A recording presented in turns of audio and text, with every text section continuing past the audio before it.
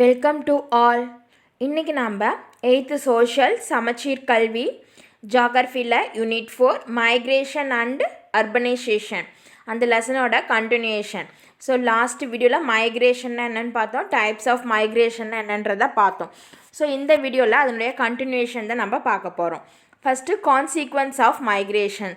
So consequence of migration அப்படின்னாக்கா people ஒரு பிளேஸ்லேருந்து இன்னொரு பிளேஸ்க்கு சேஞ்ச் ஆகிறதுனால என்னென்ன பாதிப்பு ஏற்படுது அப்படின்றது தான் பார்க்குறோம்.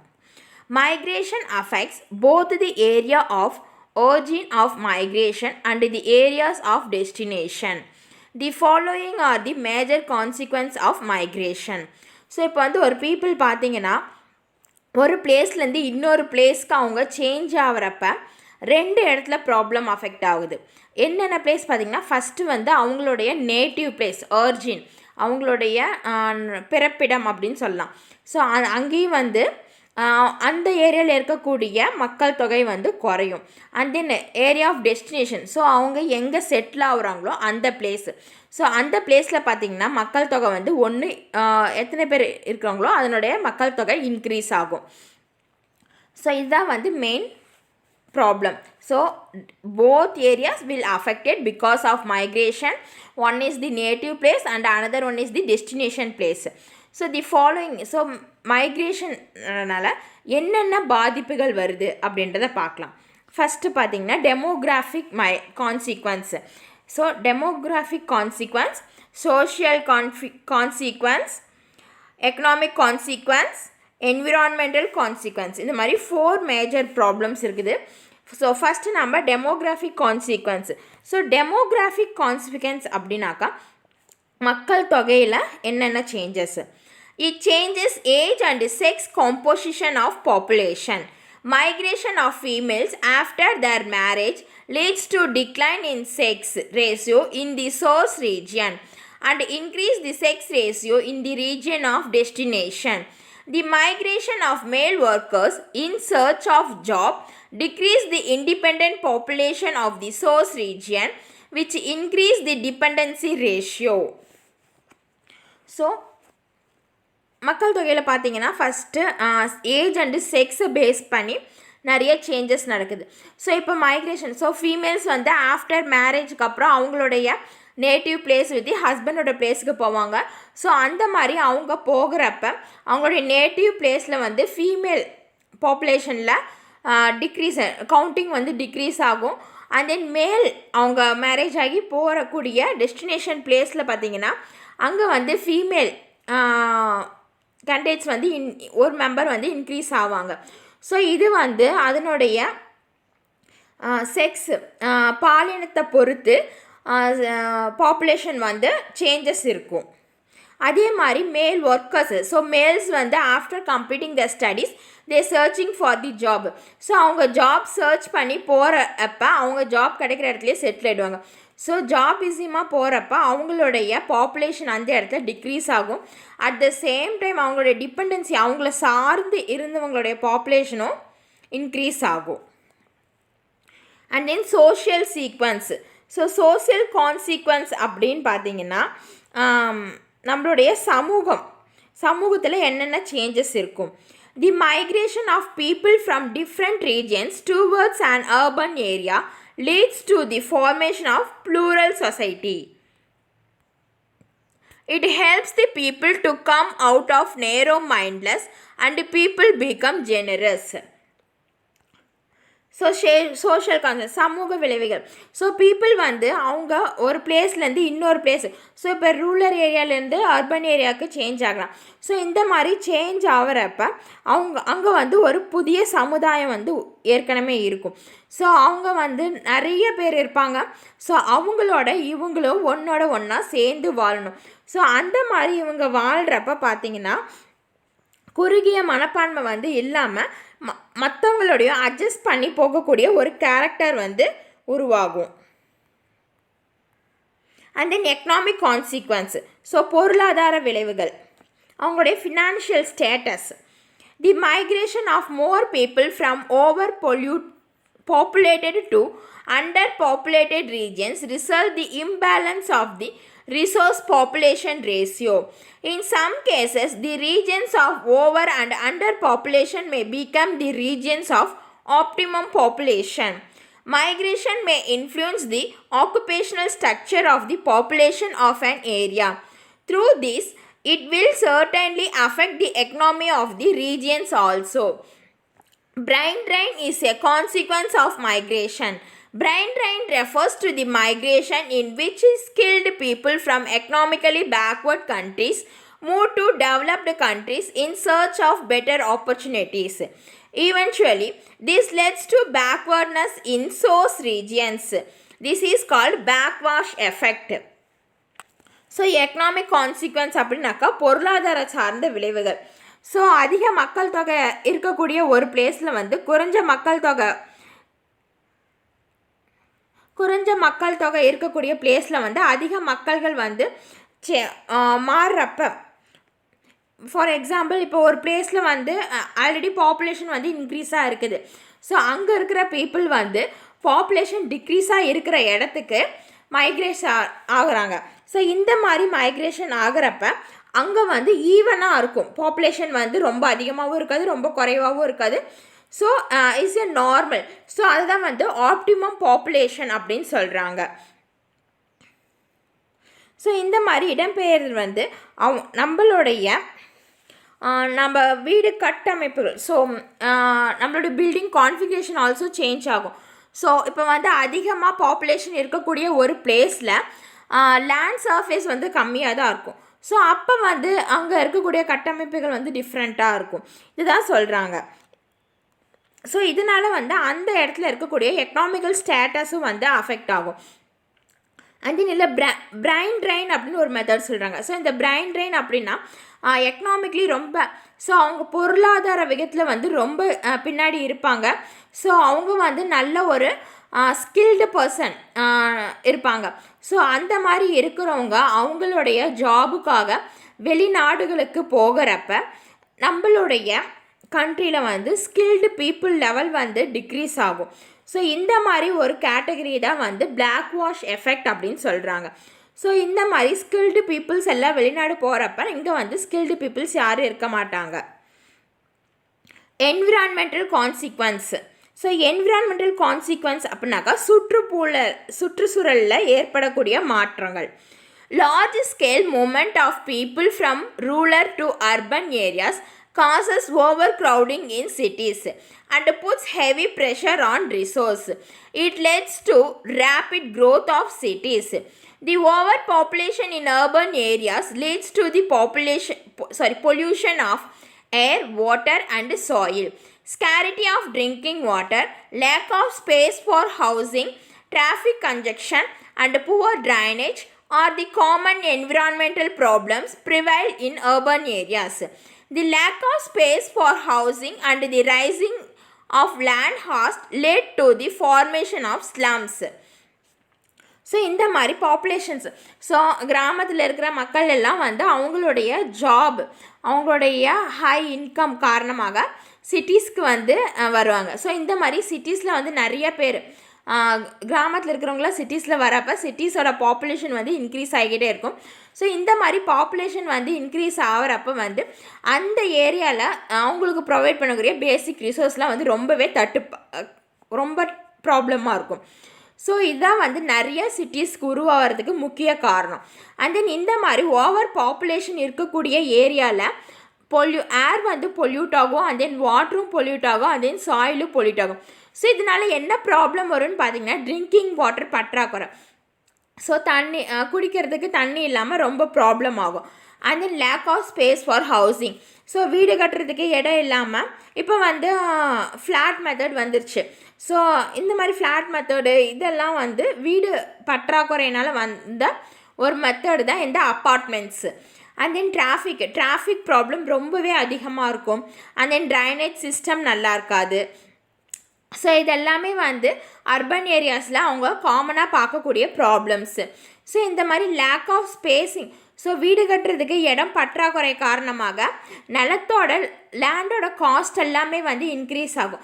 ஸோ இந்த மாதிரி லேண்டோட காஸ்ட் வந்து இன்க்ரீஸ் ஆகிறது தான் வந்து ஸ்லம்ஸ் வந்து உருவாகிறதுக்கு ஒரு முக்கிய காரணமாக இருக்குது. And then urbanisation. So urbanisation அப்படின்னாக்கா நகரமயமாக்குதல். ஸோ ஒரு கிராமமாக இருந்த ஒரு பிளேஸ் வந்து ஒன்று டவுனாவோ இல்லை சிட்டியாவோ சேஞ்ச் ஆகிறதான் வந்து அர்பனைசேஷன் அப்படின்னு சொல்லுவோம். Urbanization refers to the process in which there is an increase in the proportion of population living in towns and cities.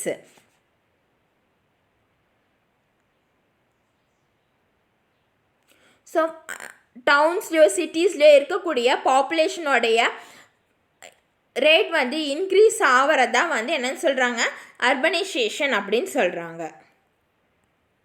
Causes of urbanization. So அர்பனைசேஷனுக்கான காரணங்கள். Urbanization is driven by 3 factors: natural population growth, rural to urban migration, and the reclassification of rural areas into urban areas. Present day, urbanization includes changes in demographic, land cover, economic process, and characteristics of geographical area. So அர்பனைசேஷனாக இதாக இருக்குது 3 factors சொல்கிறாங்க. First வந்து natural growth of population. So இயற்கையாக வந்து மக்கள் தொகை வளர்ச்சி அடையிறது. செகண்ட் வந்து ரூரல் டு அர்பன். ஸோ வில்லேஜில் இருக்கிற பீப்புள் வந்து சிட்டிஸ்க்கு மைக்ரேட் ஆகிறது. அண்ட் தென் தேர்ட் வந்து ரீக்ளாசிஃபிகேஷன் ஆஃப் ரூரல் ஏரியாஸு. ஸோ கிராம பகுதிகளை வந்து நகர பகுதிகளை வந்து ரீக்ளாசிஃபிகேஷன் பண்ணுறது. ஸோ இப்போ இருக்கிற ஸ்டேஜஸில் வந்து அர்பனைசேஷனில் வந்து நிறைய சேஞ்சஸ் இருக்குது. அதில் என்னென்னு பார்த்தீங்கன்னா, என்னென்ன சேஞ்சஸ் இருக்குள்ள இன்க்ளூட் பண்ணுறாங்கன்னு பார்த்தீங்கன்னா, மக்கள் தொகை, அந்த நிலப்பரப்பு, அந்த பொருளாதார செயல்முறை மற்றும் புவியியல் பகுதி, இது எல்லாமே வந்து அர்பனைசேஷனில் லிங்க் பண்ணுறாங்க. In 2007, for the first time in history, the global urban population exceeded the global rural population, and the world population has remained predominantly urban thereafter. World Urbanization Prospect 2014 revision highlights. So இது என்ன சொல்கிறாங்க பார்த்தீங்கன்னா, 2007 வந்து 2007 தான் வந்து first time கிராமத்தில் இருக்கிற மக்கள் தொகை தான் வந்து எப்பயுமே ஹையாக இருந்துச்சு.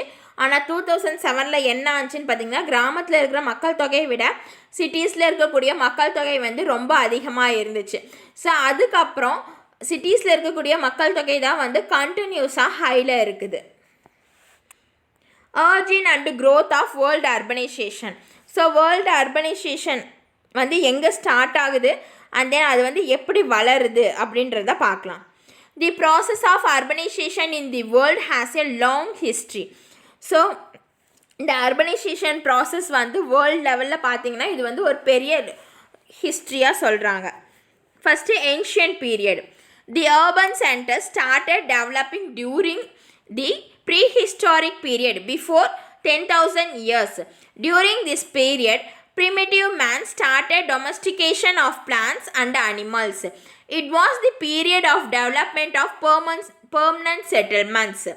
The river valley regions of the Egypt, Greece and India gave rise to agrarian communities which eventually formed the urban communities and urban city centers. The excess production of food grains was the major reason for urbanization. Ur and Babylonia in Mesopotamia, Thebes and Alexandria in Egypt, Athens in Greece, Harappa and Mohenjo-daro in India were noted prehistoric cities of the world. So ஹிஸ்ட்ரியில் பார்த்தீங்கன்னா first ancient period. Ancient பீரியட்னா பண்டைய காலத்தில். So ஹிஸ்ட்ரிக்கு முன்னாடியே வந்து இந்த urbanisation centres வந்து start பண்ணிட்டாங்க. எப்போன்னு பார்த்தீங்கன்னா 10,000 இயர்ஸ்க்கு முன்னாடியே நகரமயமாக்குதல் அப்படின்ற ஒரு திட்டம் வந்து கொண்டு வந்துட்டாங்க. ஸோ இந்த பீரியடில் பார்த்தீங்க அப்படின்னாக்கா, ஸோ இந்த பீரியடில் தான் வந்து மக்கள் வந்து பிளான்ஸ் அண்ட் அனிமல்ஸை வந்து வளர்க்க ஸ்டார்ட் பண்ணாங்க.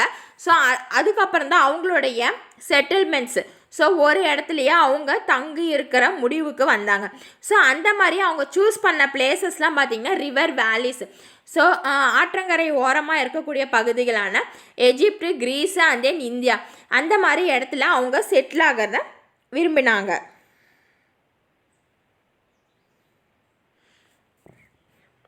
ஸோ இந்த மாதிரி ரிவர் வேலிக்கிட்ட அவங்க செட்டில் ஆகும்போது அவங்களே வந்து கல்டிவேஷன் பண்ணிக்கிட்டு அந்த ஃபுட் கிரைன்ஸ்லாம் வந்து சேவ் பண்ண ஸ்டார்ட் பண்ணாங்க. ஸோ இந்த மாதிரி தான் அர்பனைசேஷன் சென்டர்ஸ் வந்து ஃபவுண்ட் ஆச்சு.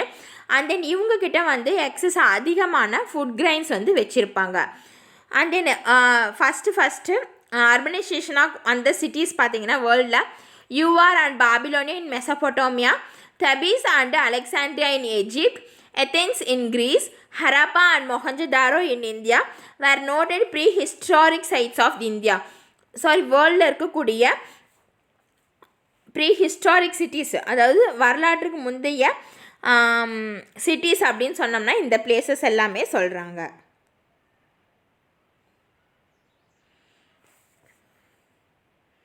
In ancient period, the increase in the number and size of urban centers occurred during the two great colonization periods of the Greeks and Romans. During the beginning of the 7th century itself, many cities were found near the Aegean Sea. During the Greek colonized period, the expansion of trade promoted the growth of towns and cities. So, ancient period la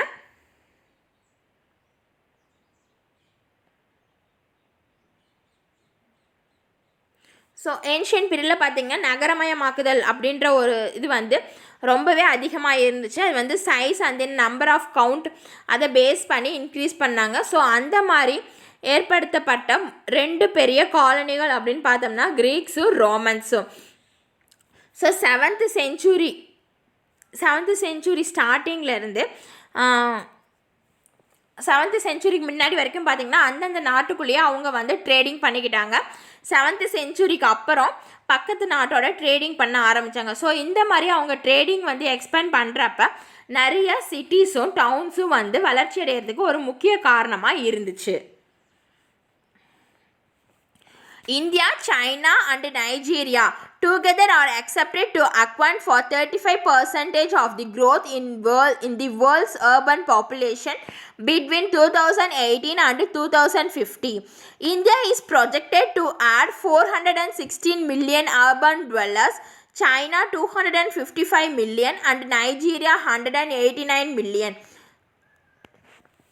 so world urbanisation prospect 2018 அவங்க என்ன சொல்லியிருக்காங்கன்னு பார்த்தீங்கன்னா India, China and Nigeria, so அந்த கண்ட்ரீஸில் பார்த்தீங்கன்னா 2018 2050 அந்த கண்ட்ரீஸில் வந்து அர்பனைசேஷன், ஸோ அர்பனோட பாப்புலேஷன் ரேட் பார்த்திங்கன்னா 35% இன்க்ரீஸ் ஆகும் அப்படின்னு சொல்கிறாங்க.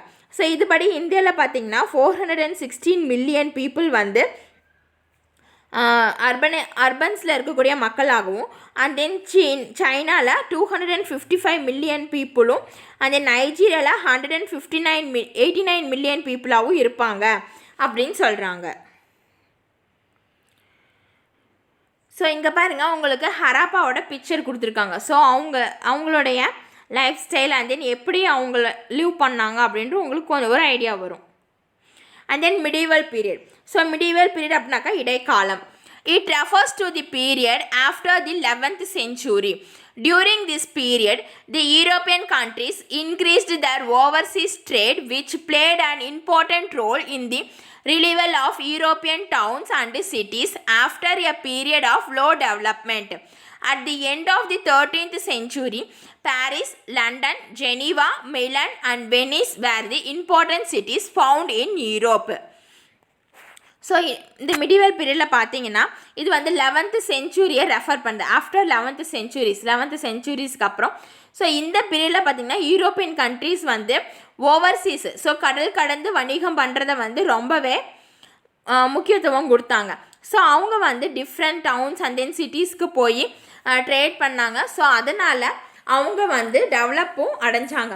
ஸோ அந்த டைமில் யூரோப்பில் இருந்த ஃபேமஸான சிட்டிஸ் அப்படின்னு பார்த்தீங்கன்னா so end of the 13th செஞ்சுரியில் Paris, London, Geneva, Milan and Venice இதெல்லாம் வந்து யூரோப்பில் இருக்கக்கூடிய ரொம்ப முக்கியமான நகரங்கள் அப்படின்னு சொல்லலாம்.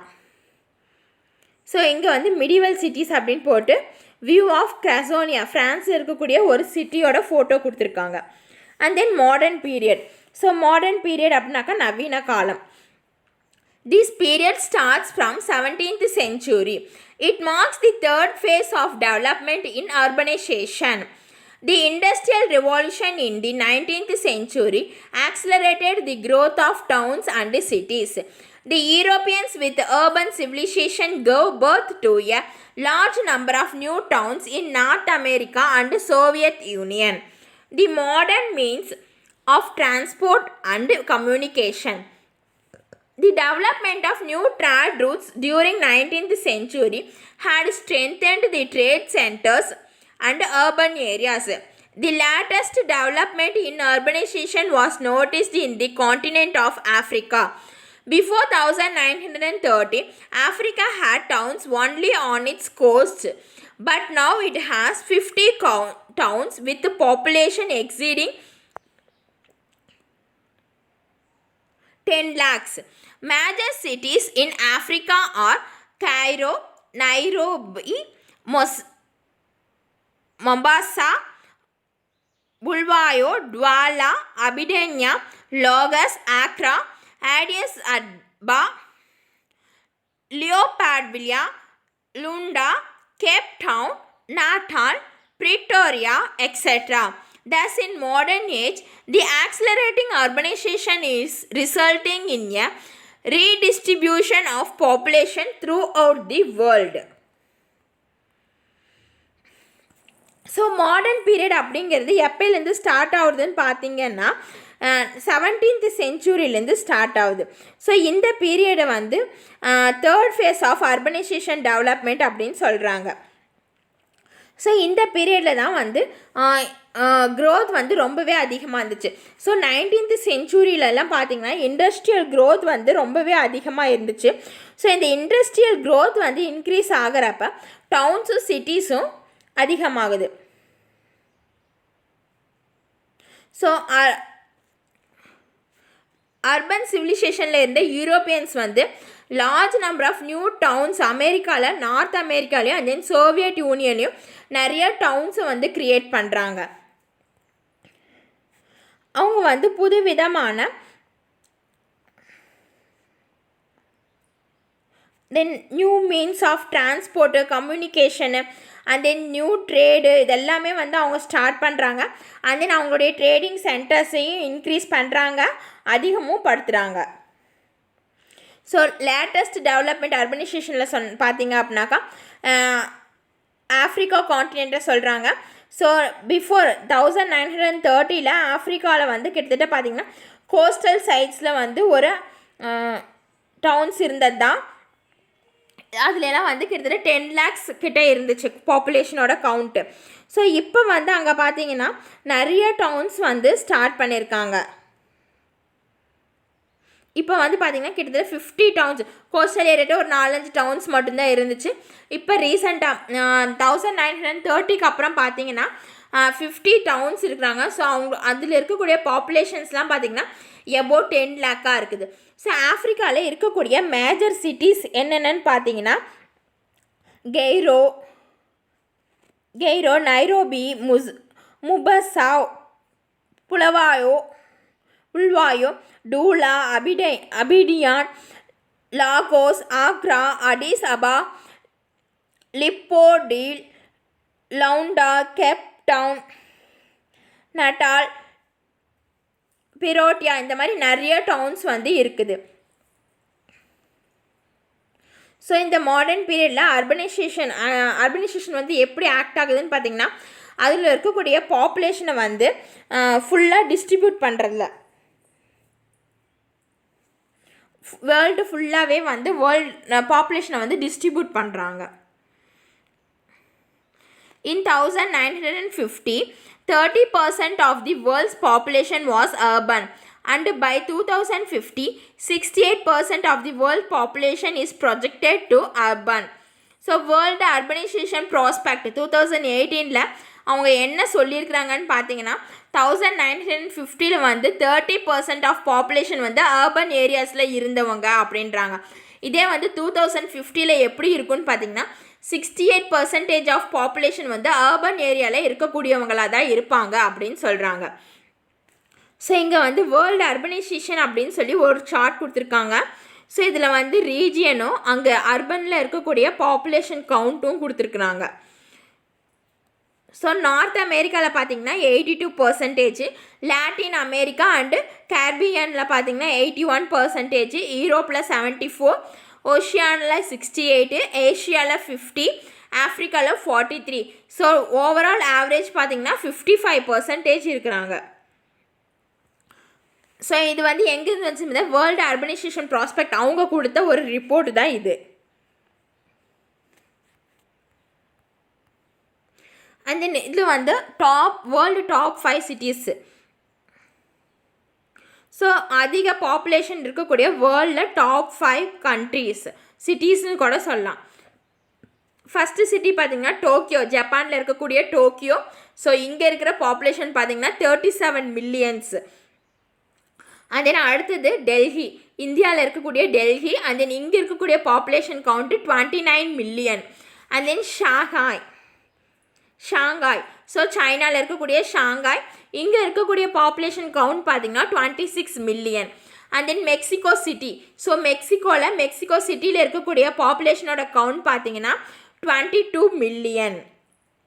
அண்ட் தென் பிரேசிலில் சாப்போல் அப்படின்ற பிளேஸில் அங்கே இருக்கக்கூடிய பாப்புலேஷன் கவுண்ட் பார்த்திங்கன்னா 22 million. Consequence of urbanization. So urbanization ஆகிறதுனால என்னென்ன விளைவுகள், ப்ராப்ளம்ஸ் அப்படின்னு பார்க்கலாம். Housing and slums. So housing and slums அப்படின்னாக்கா குடியிருப்பும் அண்ட் தென் குடிசை பகுதிகளும். ஸ்லம்ஸ் அப்படின்னாக்கா குடிசை பகுதிகள். There is a lack of space for housing and a marked reduction in the quality of housing in the urban areas due to increase of population. This problem may increase in the years to come. Rapid rate of urbanization result the development of slums.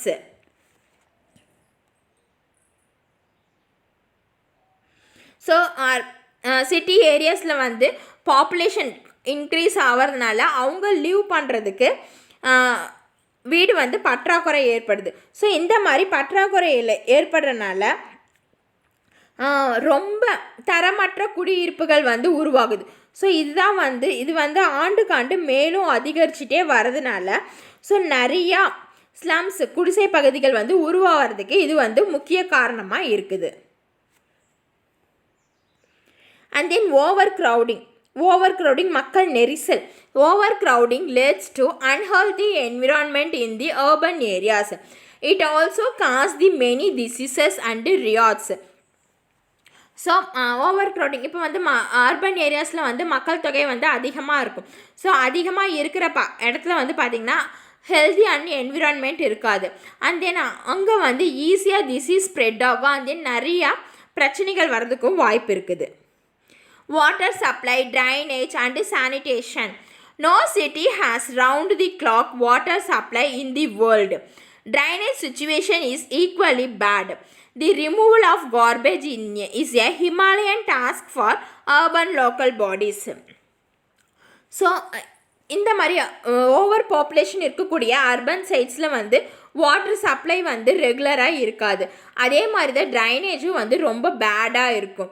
And then அங்கே இருக்கக்கூடிய garbage எல்லாம் remove பண்ணுறது அங்கே இருக்கக்கூடிய local பாடிஸ்க்கு வந்து ரொம்பவே கஷ்டமான ஒரு வேலையாக இருக்கும். Transportation and traffic. Lack of planned and adequate arrangement for traffic and transport is another problem in urban centers.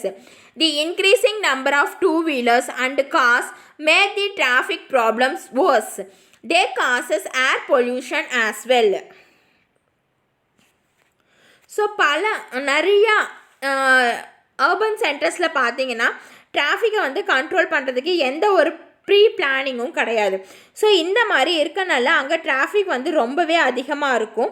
And then அது வந்து ரொம்ப ஒரு கஷ்டமான சூழ்நிலையாகவும் இருக்கும். So and then 2 wheelers and then 4 wheelers எல்லாமே வந்து அதிகரிச்சுட்டே வரனால டிராஃபிக் வந்து ரொம்பவே ஒரு தீர்க்க முடியாத பிரச்சனைன்னு கூட சொல்லலாம். ஸோ இதனால் ஏர் பொல்யூஷனும் ரொம்பவே அதிகமாகுது. And then pollution. Towns and cities are the major polluters of environment.